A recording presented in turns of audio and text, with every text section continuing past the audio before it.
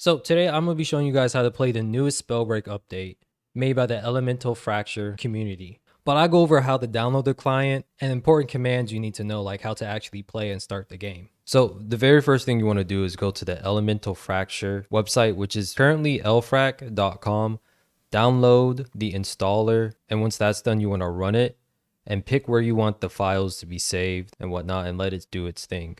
And once the installer is finished, you want to go to the folder which it was saved and click the game launcher.exe program. When you first do this, it's going to download the game as well as the launcher that we use as a community to play the game with each other. And it's honestly the easiest way of going about playing Spellbreak. After you're done with that, you want to click the launcher again, and then the Elemental Fracture launcher will pop up. You want to click start, and that will open up the game for you. Here, you want to enter a specific IP address that is found within the Elemental Fracture Discord.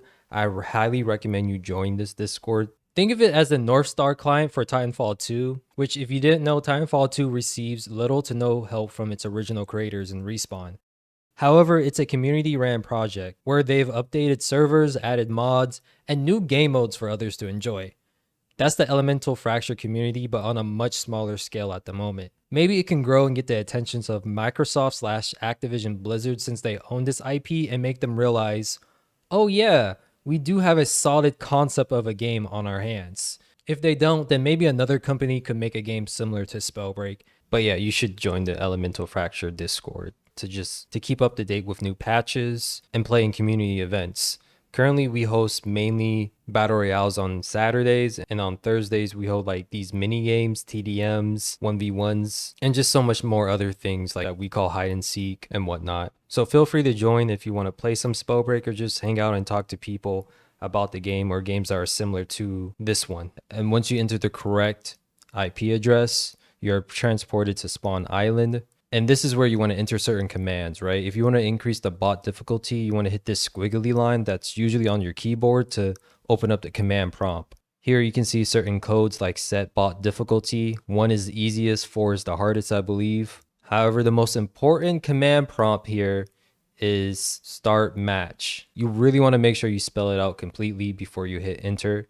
You can go up and down. Just make sure that it's completely purple or whatever color that you may see on your screen, and that will begin the countdown. For TDMs or LTMs that we do, sometimes you want to pull up the map, and if you hold the letter T, just hold the letter T on your keyboard and then click on the map where you want to go. That will teleport you to a specific location. There are a bunch of other commands that are important too, like let's say you pick up a belt, because some of the belts, especially some of the purple and blue ones, sometimes you will prefer one perk over the other, and if that's the case, you can type in drop belt, drop amulet. It's really self-explanatory, and then you can pick up the one that you prefer. And if you do everything correctly, you should be able to play Spellbreak with other people. Again, be sure to join the Elemental Fracture Discord if you have any questions or you just want to hang out with people, talk to them, play some Spellbreak, and have some fun. And apparently, I don't know how this happened, but they have the source code for the game, so they could possibly do some really cool stuff with Spellbreak in the future.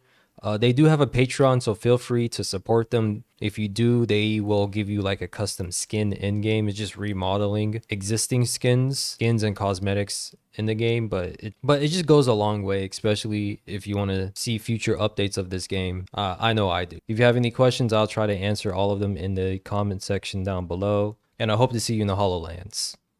Later.